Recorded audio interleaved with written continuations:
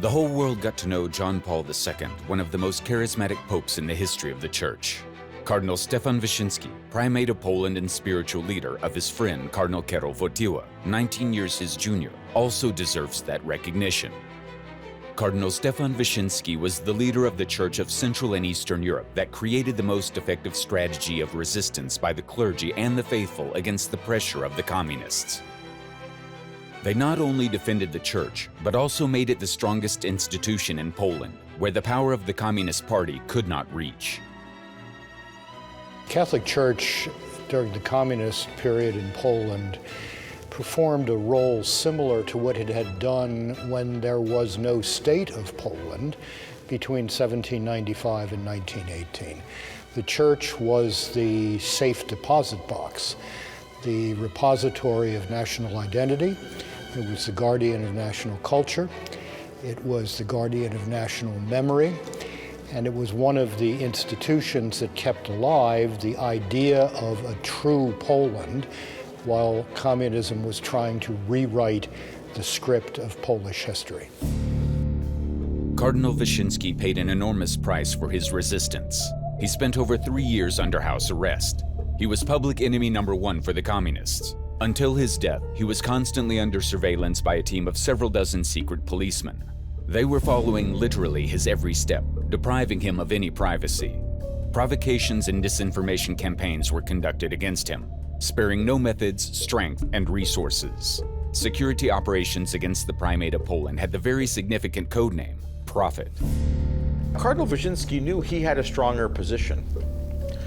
The Polish Church was stronger than the Catholic Church in Hungary, stronger than the Catholic Church in Ukraine, stronger than the Catholic Church in Czechoslovakia.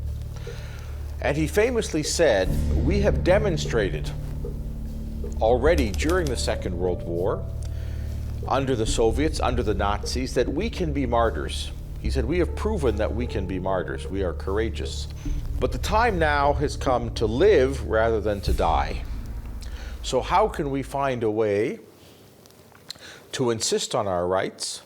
How can we find a way to defend our culture and our faith, but without provoking more repression?" And this was the challenge, and it was a challenge that went on for 33 years.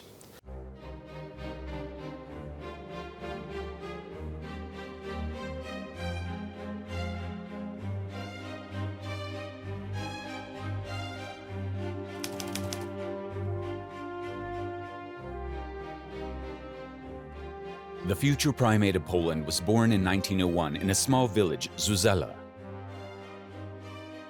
His father was Stanisław Wyszyński, organist and chancellor of the local parish, who was very much involved in his life. Stefan grew up in an atmosphere of devout Catholic piety, serving at Mass from childhood and participating in parish life at all levels. Marian devotion was of special importance in his home.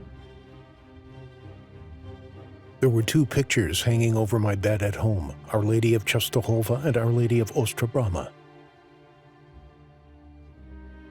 And although at that time I was not inclined to prayer, always suffering on my knees, especially during the evening rosary, which was the custom of our house, yet after waking up, I would gaze for a long time at the Black Lady and the White Lady.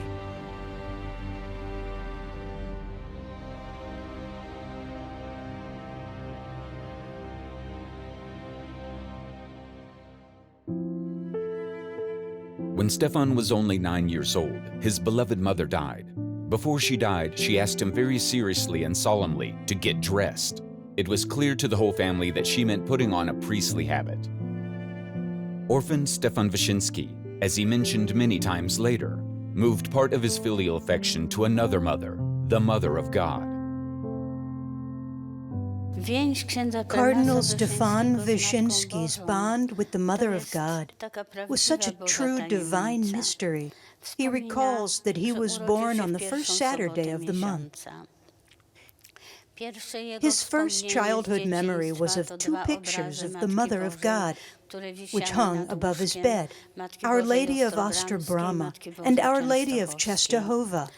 He remembered very well his father kneeling in front of the picture of Our Lady of Częstochowa in the church in Zuzela.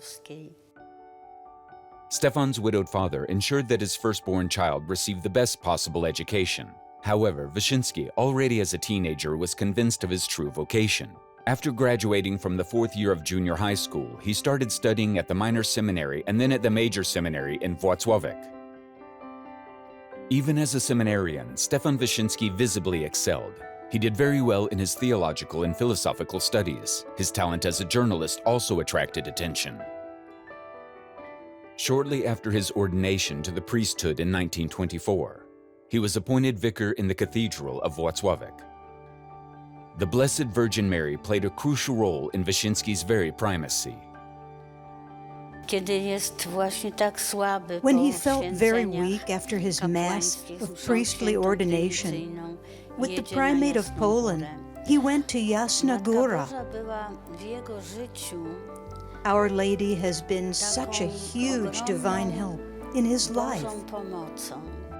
We went to Jasna Góra for our first Mass and celebrated it there on the feast of Our Lady of the Snows on August 5, 1924. We went to Jasna Góra to have my mother stand by me at every Mass, just as she stood by Christ on Calvary. That is how our paths began. They led along the footsteps that Mary had trodden, going before me as light, star, life, sweetness, and hope, as a helper in a difficult situation, almost a nurse and a nourisher. After his ordination, in addition to his ministry as a priest, Wyszyński ran several Catholic periodicals, which were noted for the outstanding level of their content. He studied Catholic social doctrine, as presented in the encyclical Rerum Novarum, which was the Church's response to the most influential ideologies of the 20th century. To do this effectively, he studied the communist way of thinking. The communist attempt to recreate the human condition, to create what they called Homo Sovieticus, Soviet man, was so contradictory to human nature that it was bound to fail in a country like Poland, where there was a true idea of the human person that was being taught, promoted, and lived by the Catholic Church. Stalin famously said that making Poland communist was like fitting a saddle on a cow. That doesn't work very well. On September 1st, 1939, World War II began with the attack of the Third Reich on Poland. The fate of Poland, defending herself against the Germans, was sealed on September 17th, when she was traitorously attacked by the Soviets. The last soldiers of the Polish army surrendered on October 6, 1939. From that point on, Poland was under occupation. But Poles did not lay down their arms. They created the most substantial and powerful resistance movement in German-controlled Europe, while developing the structures of the Polish underground state. The Germans responded with terror and bloody repression. Underground warfare continued uninterrupted in occupied Polish territory. After the outbreak of World War II, Father Wyszyński hid from the Gestapo for several months. In 1942, he assumed the post of chaplain of the famous Institution for the Blind in Lasky, while at the same time serving as chaplain of the Polish Resistance Home Army, the Campinos. The second act of the drama took place during the Warsaw Ghetto Uprising and the liquidation of the so-called Jewish quarter. This area was razed to the ground.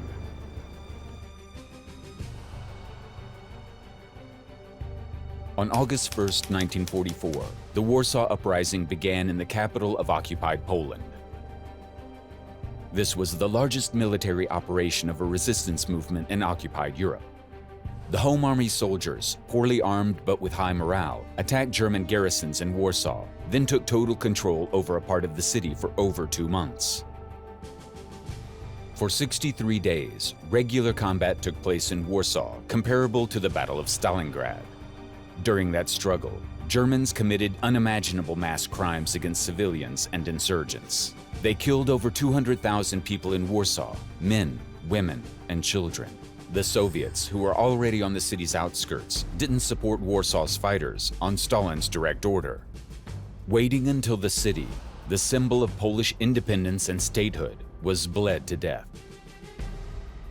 During the Warsaw Uprising, the Polish resistance home army, the Campinos, served by Chaplain Wyszyński, took part in extremely heavy and bloody fighting. The chaplain accompanied them, bringing comfort and medical help, and, when necessary, also the last rites.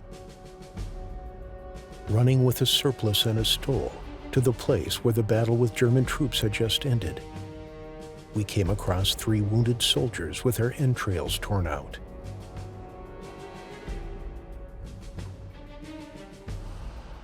A few years after the war, he personally administered the sacrament of matrimony for the Home Army's liaison officer, whom he had carried in his arms for 4 kilometers to the hospital in Lasky. During the Warsaw Uprising, he saw the Red Army come and stop. So he understood he had to know, how do they think? Now, I think as a Christian, he would try very hard not to hate. Jesus says in the gospel very clearly, love your enemies. During that time, an event occurred that had a significant influence on the future cardinal's spiritual formation.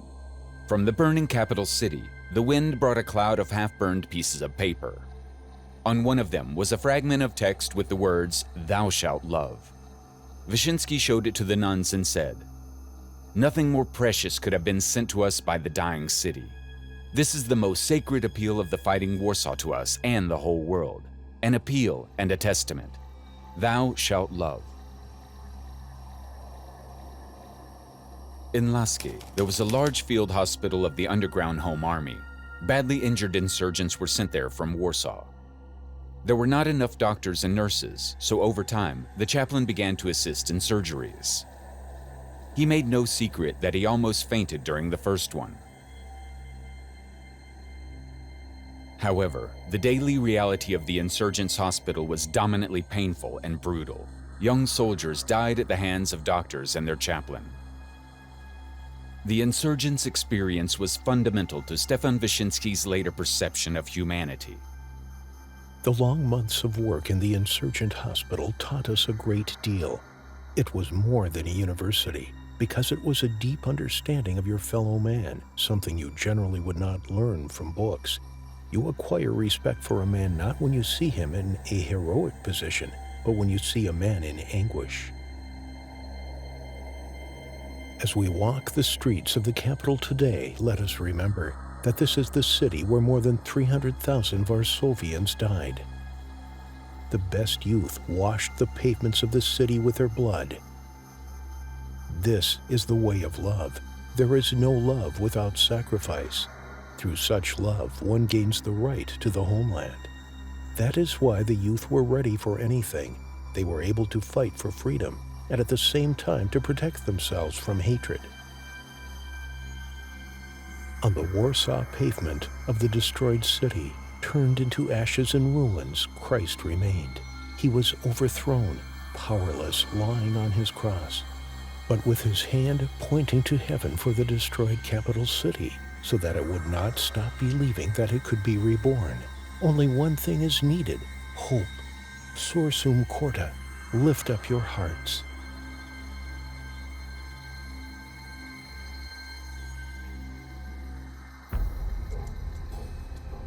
Although Poland was Hitler's first wartime victim, and Polish soldiers fought relentlessly against the Germans on all fronts, the end of World War II marked the beginning of another occupation of Poland.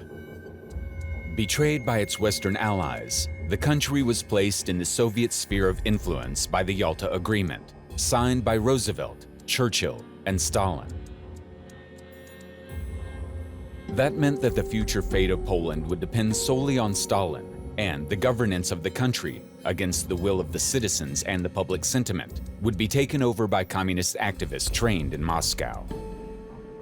Poland found itself in a new bondage, and the only institutional force able to resist the will of the authorities imposed on Poland by Stalin was the Catholic Church. The political situation after the Soviet troops entered Poland can be described as an anti-communist uprising. During the first 3 years of the Soviet occupation, the soldiers of the underground put up active resistance against the invaders. The unprecedented scale of repressions, mass arrests, and executions led to the gradual liquidation of the underground army.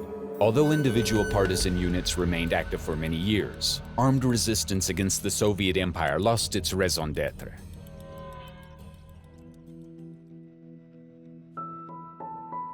Immediately after the end of the war, Father Stefan Wyszyński continued his ministry where it had begun, in Włocławek. However, his talent and charisma were soon needed elsewhere, and higher up in the church's hierarchy. In 1946, Cardinal August Hlond, the Primate of Poland, ordained him at Jasna Góra as Bishop of Diocese of Lublin. At that moment, the barely 45-year-old Wyszyński became the youngest member of the Polish episcopate.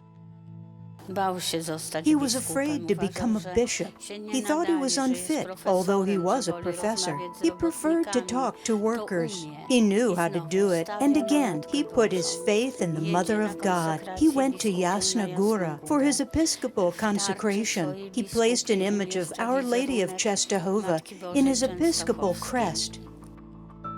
In 1948, Pope Pius XII listened to the last will of the Primate of Poland, Cardinal August Hlond, and gave the most important position in the Polish Church's hierarchy to Stefan Wyszyński. From the moment of his appointment, on January 9, 1949, he became the leader of the Polish Church. And he assumed that dignity at the darkest hour in the entire history of Polish Catholicism. The position of the Primate of Poland was almost unique throughout the Catholic world. But it took a certain kind of man to make that role come alive. And Cardinal Wyszyński lived the role of the Primate of Poland in a singularly impressive way, both as a symbol of resistance to communist usurpation of Poland's liberties, and as the man who, by creating the Great Novena, leading up to the millennium of Polish Christianity in 1966, effectively re-catechized the entire country. He had to decide how to defend the rights of the church and the rights of the people without provoking a crisis. In 1948, the communist dictatorship assumed a totalitarian dimension in Poland and began actions aimed at breaking up the strongest institution in Poland still free from communist influence, the Catholic Church.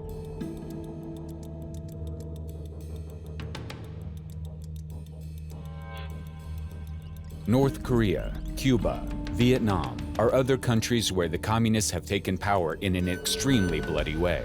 The pattern is always the same: the physical liquidation of elites and ruthless war declared on religion.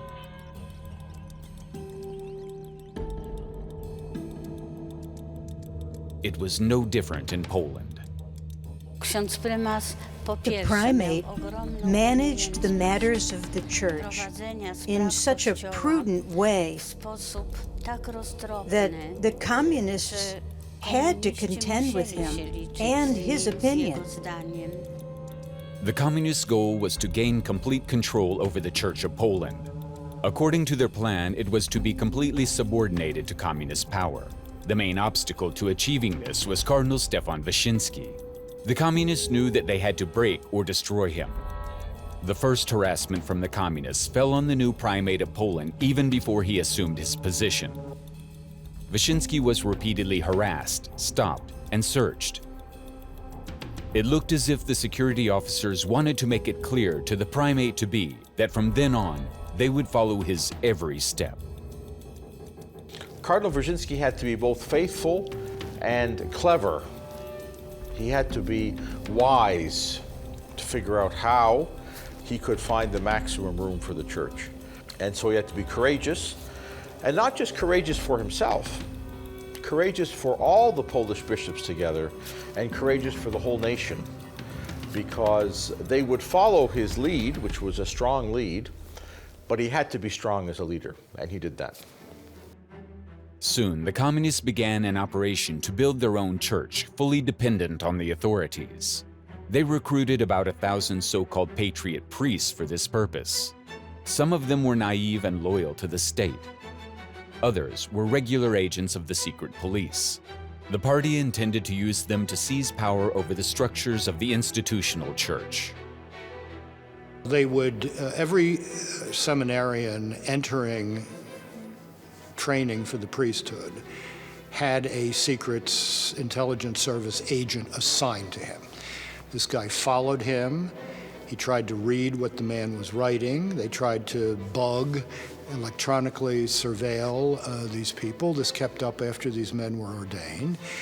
There were obviously all sorts of attempts to compromise clergy, financially, sexually, otherwise. It was a rather relentless and very dirty business. This was not a gentleman's game. It was very nasty stuff, and it required a great deal of self-discipline on the part of church leaders to be able to resist this.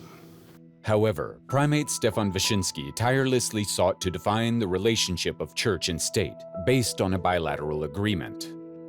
In 1950, an agreement was successfully signed. Under the agreement, the communists provided the church with a minimum of freedom. Of course, they did not intend to abide by the agreement from the beginning. The fact that it was concluded at all only meant that the Communist Party did not yet feel strong enough to start an open war against the church. The year 1953 saw the launching of the terror machine against the church. Falsified trials against priests began. In January, Father Josef Lelito was sentenced to death on trumped-up charges of espionage. The sentence was not carried out, but Father Lelito was tortured and brutally interrogated many times.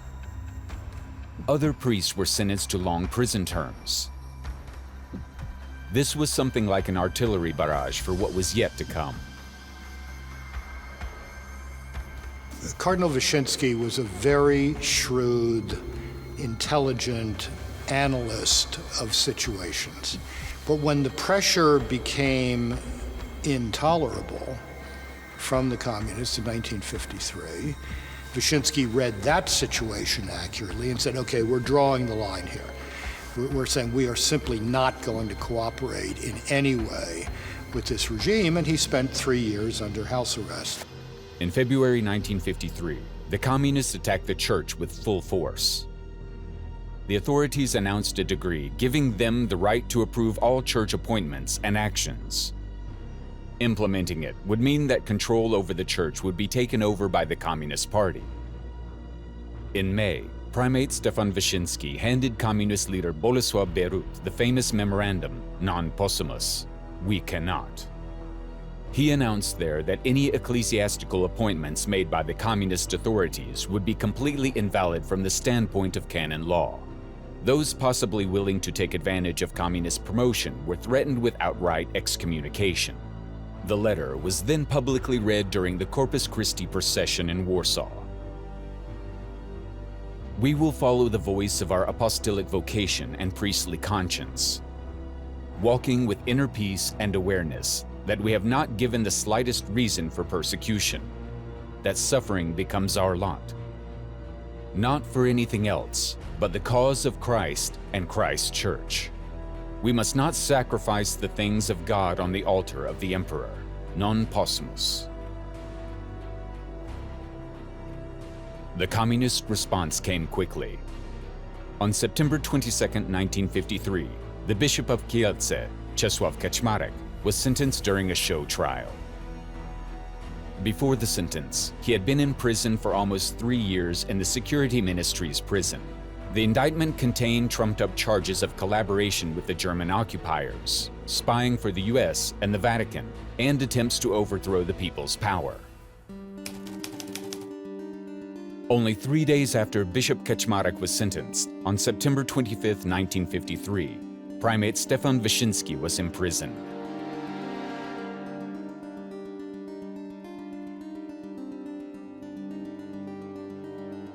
One of the gentlemen took off his overcoat, then removed a letter from his briefcase and opened it, and handed over a paper containing the government's decision of the day before.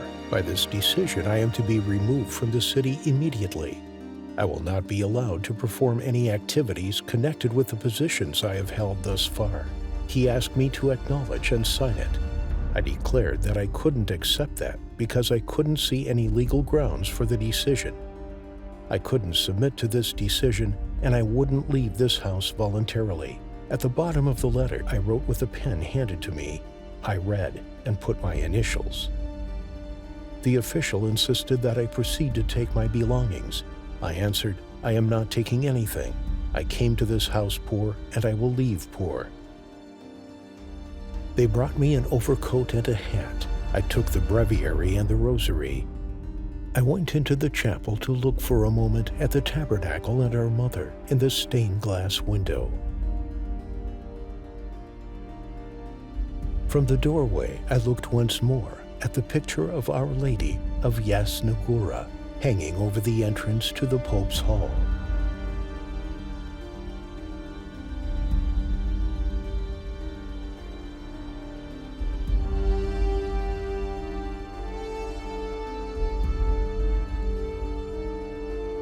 The communists did not dare to lock Wyszyński up in prison, but instead decided on internment. The primate was kept in closely guarded monasteries, being moved several times from place to place. In total, his internment lasted just over 3 years. Under house arrest, not able to exercise, to communicate, and he used that time well, right? He used that time to think about what will I do when I'm released. The interned primate was effectively cut off from the world. He tried to use the time spent in imprisonment as fruitfully as possible. He began to write the Jasna Góra vows of the Polish nation. Imposing on the primate 3 years of forced reflection and isolation did not pay off for the communists. And 3 years is a long time to think about something. And in Poland, Polish Catholics have a great sense of their history, a great sense of anniversaries. That during which he fought through the Great Novena and the celebration of the millennium of Polish Christianity in 1966. While reading Poto by Sienkiewicz, I realized that it was necessary to think about that significant date. After all, I was imprisoned so close to the place where King Jan Kazimierz and Primate Leszczyński advised how to rescue Poland from the abyss. They both went to the southeast, to Lviv. The Highlanders paved the way for them, as beautifully described by Henryk Sienkiewicz. When we were transported along almost the same route from Prudnik to the southeast, to my fourth place of seclusion in the mountains, we traveled with the thought, there must be an act of renewed vows. And Cardinal Wyszyński said, we have 10 years for the millennium of Poland's baptism. And he said, that's who Poland is. Poland is a Christian country, not a communist country. And 966 proves that. And on the millennium, we will renew it and we will show that this is not a communist country, even if it has a communist government. Stefan Wyszyński won his first great victory over the communists from his prison cell. On August 26, 1956, about 1 million believers gathered at Jasna Góra. The text of the Jasna Góra vows sent by the imprisoned Stefan Wyszyński was read out to them. Although the pretext was the 300th anniversary of the Lviv vows of the Polish king Jan Kazimierz, the Polish believers received the act of unequivocally entrusting the country to the Virgin Mary as an act of encouragement and faith at the turning point in history that started for Poland. The initiatives he took were very ordinary, simple. The Jasna Góra vows simply concerned our moral, social, and family life, as if repeating the 10 Commandments. In October 1956, the so-called de-Stalinization began in Poland. Władysław Gomułka, the new first secretary, took power over the Communist Party and the country. The party needed to improve public sentiment and its image. Political prisoners were released from prisons, and the propaganda machine promised changes for the better. The course towards the church also changed. Primate Stefan Wyszyński was released from internment. At the same time, other priests were released from prison. It did not mean, however, that the authorities suddenly decided to normalize their relations with the church. The entire security apparatus was directed against them. For the secret police, the security service, the church was the crucial target. They spied on priests and bishops in every possible way and conducted provocations and disinformation campaigns. They placed dozens of informers in Cardinal Stefan Wyszyński's entourage, who provided very detailed information about the primate. The reports included descriptions about how his writing utensils were arranged on his desk, what he ate, as well as precise information about his current state of health. The files included detailed floor plans of the rooms he stayed in, reports of his conversations with colleagues and visitors, and, eventually, meticulously typed transcripts of all his public appearances. He came to embody the resistance of the church because he was so formidable, strong. In that situation, he believed you don't want somebody who's going to be jolly. You want somebody who's going to communicate strength. And when he's talking to 500,000 people at Częstochowa, doesn't make any difference whether there's radio or television, they're all seeing it. They're telling other people about it. And they're seeing a leader who is not going to bend, who will defend them all the way. It's very difficult. How do you communicate with your people when the communist regime controls all the mechanisms? Cardinal Wyszyński had thousands and thousands and thousands of parishes, tens of thousands of priests, sisters. And this was a vast network, well organized. The word could come through the bishops, the priests, the people who were looking for the truth. Immediately after his release from confinement, Primate Stefan Wyszyński began long and extensive preparations for the celebration of the most significant anniversary in the 20th century history of Poland, occurring 10 years later, namely, the millennium of the baptism of Poland and the creation of the Polish state. The millennium was to be a time of unification and spiritual renewal of the Polish Church, and the primate decided to ground its spiritual dimension on the exceptionally ingrained Marian devotion in Poland. The Black Madonna, Our Lady of Częstochowa, had become over centuries a symbol of Poland, the nation. Wyszyński understood that. He had a very deep Marian piety himself. In 1956, during the annual procession of the image of Our Lady of Częstochowa on the ramparts of Jasna Góra, the faithful gathered there began to exclaim, "Mother, come to us." The prior of the Jasna Góra monastery immediately wrote about it in a letter to Cardinal Stefan Wyszyński. The primate quickly found an answer to the requests of the devotees. Yes, the Mother of God could come to them. That is how the idea of pilgrimage of the Holy Image was born, that is, in visits to parishes in various dioceses throughout Poland. They set the plan of that journey for almost 10 years. It was to end during the millennial celebration, and it began in August 1957. There would be hundreds, thousands, tens of thousands. It was for 9 years, every week, every month, a way of showing that this was not a communist country. The pilgrimage of the image of Our Lady of Częstochowa evokes strong emotions among the faithful and has become a great celebration for many years. The painting has a special meaning in Polish Catholicism. The monastery at Jasna Góra, its place of origin, is the destination of annual pilgrimages in August. Millions of people have traveled and continue to travel on foot from all over Poland only to stand at the feet of the Blessed Mother.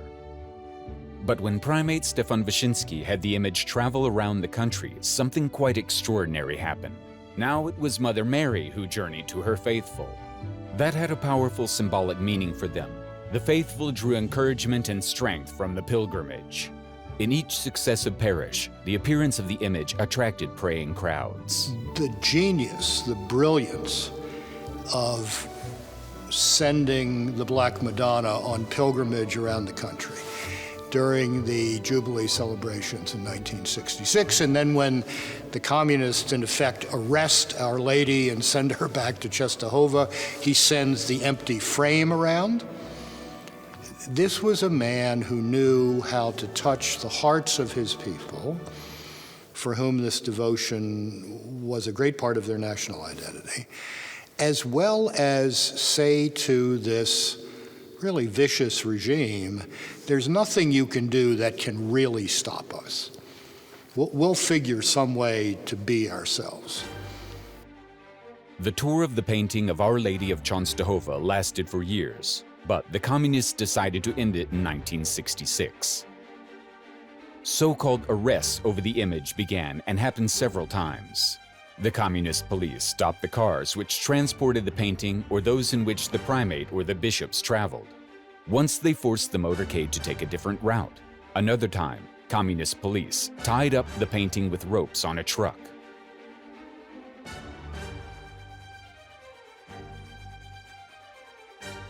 Primate Wyszyński described one such case. We were stopped in an empty field in the village of Liksiana, 18 kilometers from Ostruda. There was a field nearby. There was a police car and a motorcycle. All the carts stopped. More and more communist police cars appeared. After an hour of futile talks, the action began. From Paslika's side, columns of motorized police on motorcycles, Mercedes police cars, and Sirena cars arrived. They formed a battle formation. The road to Ostruda was closed. People were gathering from far away. Strongmen from motorcycles walked in a Nazi step towards the van. They stood at a certain distance. The priests surrounded the cart with the painting, a moment of waiting. They demanded to open the carriage. The priests resisted. Some scoundrel from the militia forced his way into the car. Eventually, the communists seized the painting in Warsaw. Firstly, it was interned in the Curia and displayed in a barred window. Then they transported it to Jasna Góra. The monks were forbidden to take it out of the monastery, and there were communist police checkpoints near Jasna Góra. This imprisonment of the painting lasted until 1972. He said, fine, you keep the image, we'll send the frame. And then when the frame goes from parish to parish, the people not only gather, but then it's evidence how foolish are these communist regimes that they won't allow us even to have the image of Our Lady from Częstochowa. In those years, 56, 57, 8, 9, 60, on to 66, it became very clear that he knew better than the communist regime how to manage and inspire Polish society. That pilgrimage, that preparation for the great millennium of Polish Christianity, the baptism in 1966, of course, reawakened the idea that Poland was a free country under a communist regime. It was not a communist country. The year 1965 was another turning point and another date in the 20th century history of Poland. On Wyszyński's initiative, a letter was sent from the Polish to the German bishops. "We forgive and ask for forgiveness" was published. It was an act of extraordinary courage, initiating Polish-German reconciliation 20 years after the end of the Bloody War, during which the Germans committed unimaginable crimes in Poland. The communists did not forgive the primate for publishing the letter. The first secretary of the Communist Party shouted in his speech about the chairman of the Polish episcopate being limited and deprived of national state-mindedness. The hysteria of the communists didn't help. The celebrations of the millennium of the baptism of Poland, preceded by the pilgrimage of the copy of the painting of Our Lady of Częstochowa, turned out to be a spiritual and symbolic victory of the Polish Church over the communists. The authorities never again dared to confront the Church with open force. But this didn't mean that the security stopped persecuting priests, bishops, and the primate. The courage of Cardinal Stefan Wyszyński and the firm stance of the Polish Church did not remain without influence on Polish society. Protests against the communist regime broke out regularly. 1956, 1968, 1970, 1976 were successive dates of bloodily repressed social revolts.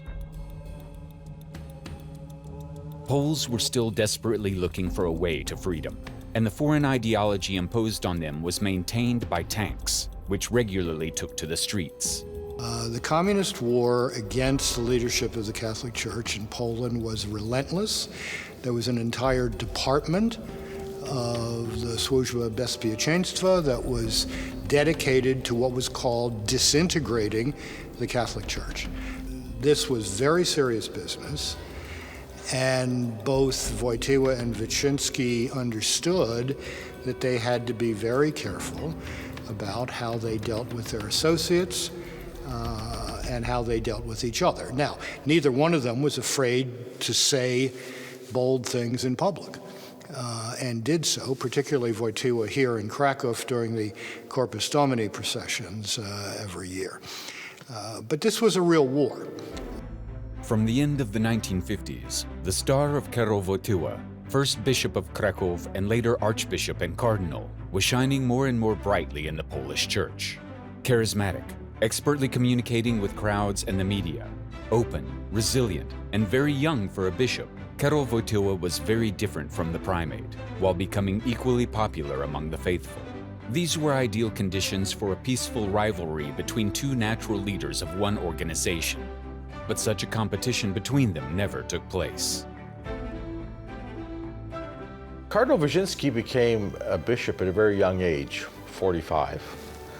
He became primate of Poland at the age of 47, 48. I think that made him open to an even younger bishop. Karol Wojtyła became a bishop at 38. He became Archbishop of Krakow at 43 years old. So I think he was open to this different kind of bishop, different kind of cardinal in Krakow. Wyszyński came to understand Wojtyła was a much shrewder political actor, public figure, than he had imagined, that Wojtyła was not going to let a millimeter of distance appear between himself and Wyszyński, because that was the communist strategy, divide and conquer.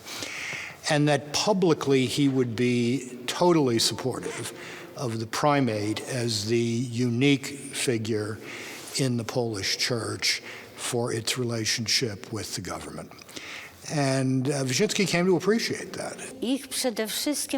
What united them above all was looking in the same direction, such total devotion to God, concern for man, for the Church, and finding this power that is Our Lady.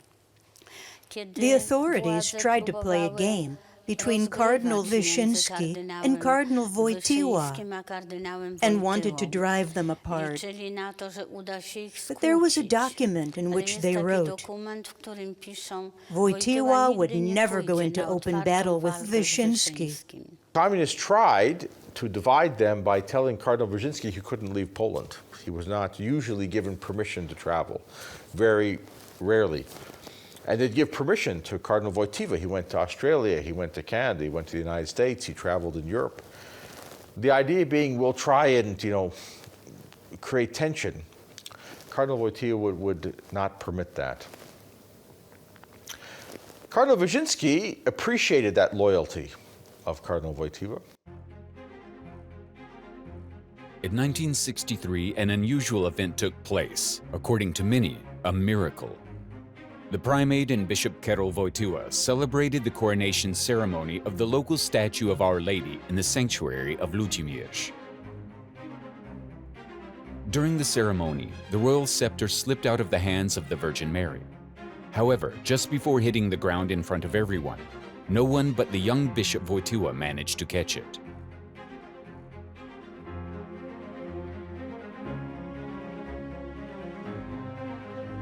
"It looks like Our Lady wants to share power with you," Primate Wyszyński commented.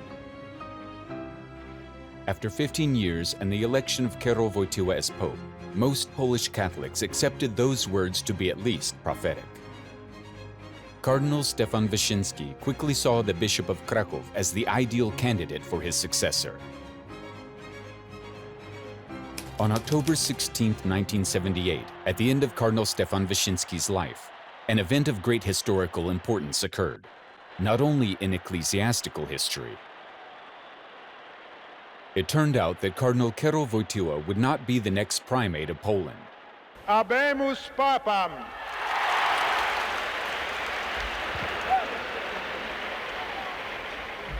Eminentissimum ac reverendissimum Dominum Carolum Sancte Romane Ecclesiae Cardinalem Wojtyła. In the words he spoke after his election, "My beloved primate, let me only say what I think. This Polish Pope would not be on the See of Peter if it were not for you, if there had not been your faith, your hope, if there had not been Jasna Góra and this whole period of history related to your ministry." Noi abbiamo in ogni caso la testimonianza pubblica. We have the public testimony of St. John Paul II, a comment just addressed to the primate. He says that there would be no Polish Pope on the throne of Peter if there had been no primate. Un papa polacco se non ci fosse stato il primate. That is a very significant sentence. Molto importante. We know that none of us fully shares the view of the other person.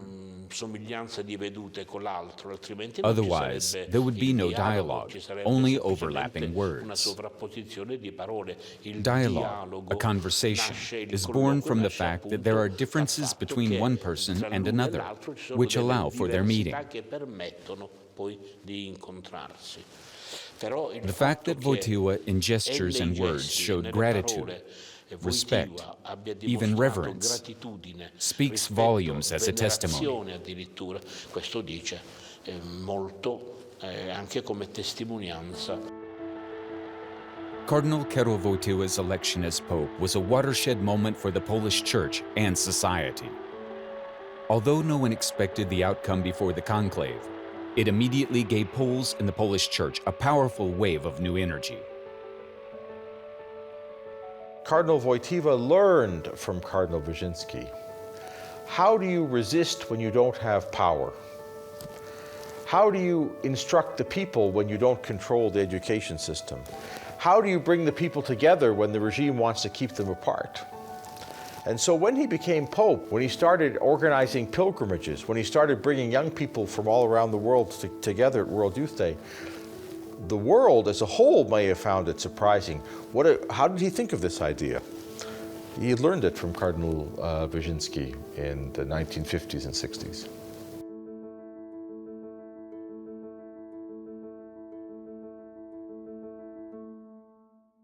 The first pilgrimage of the Holy Father to Poland was an incredible experience for the primate. The primate was simply pale because of that experience, pale from his concern that nothing would happen to the Pope, that he should endure this hardship, that no one would harm him. He just followed the Holy Father like a mother follows a child who is learning to walk, so that, heaven forbid, he wouldn't break his knee. It was such incredible human love and care.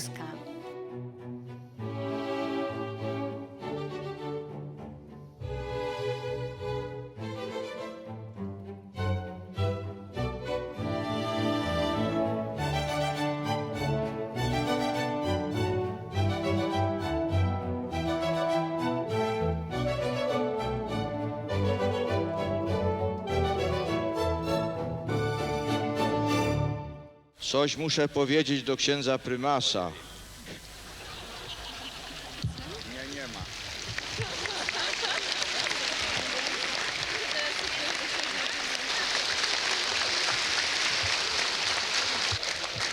Niech żyje prymas! Niech żyje prymas! Niech żyje prymas! Niech żyje prymas! Niech żyje prymas! Niech żyje prymas! Niech żyje prymas! Niech żyje prymas! When Stefan Wyszyński began his mission as primate, the Polish Church stood on the precipice, and the communists were preparing to crush them. Now, nearly 30 years later, the Polish Church was more powerful than the Communist Party because she ruled over souls and consciences in Poland. It was the work of Cardinal Stefan Wyszyński. I think he was, shall we say, a priest of that particular historical moment. When I was young, we didn't know the names of other clergy or bishops in Poland. We knew the name of the primate. I was a young seminarian, but we didn't know about Wojtyła, an important figure. That only became clear after he was elected to the chair of St. Peter. Meanwhile, Wyszyński didn't need to be a pope to be known. He was known because he was loved. Because if they didn't love him, they wouldn't talk about him. This means that he was loved not only during his life. On May 13th, the primate, who was already very ill, learned about an attempt on the life of the Holy Father. He shrank when he heard about it. He bent over and said, "I was always afraid of that." He went so courageously to the people.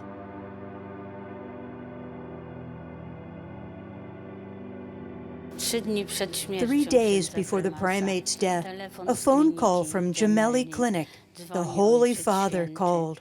And on this Polish side, you could hear only, "Father, Father, I am so weak. We are united by suffering. Bless me. I kiss your feet."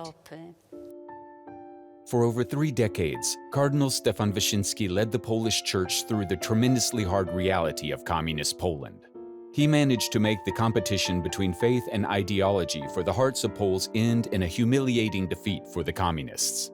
When Cardinal Stefan Wyszyński's successor took over as primate, no one in Poland believed in communist ideology. Only opportunists remained in the party and power structures. But the churches were bursting at the seams, and millions of fervently religious Poles went on annual pilgrimages to Jasna Góra, to Our Lady, so beloved by the primate.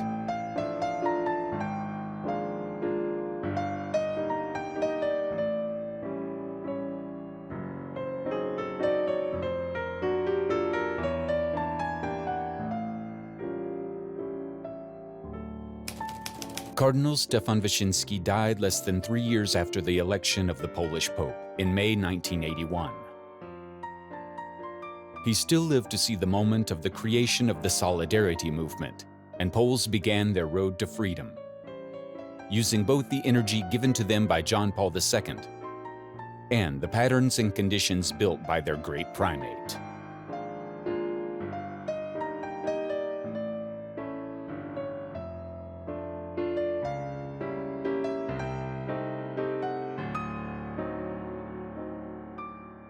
In 1980, Solidarity was founded, an independent trade union that at its peak had over 10 million members.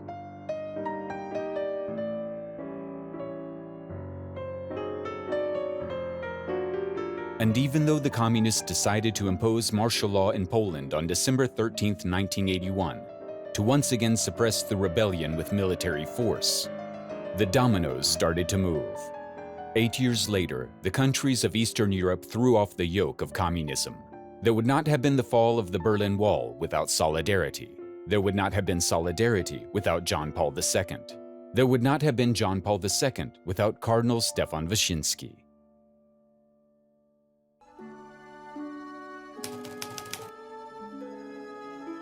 The process of elevating him to the altars, which began in the late 1990s, has already come to a fruition. The beatification of Cardinal Stefan Wyszyński took place in Warsaw on September 12, 2021.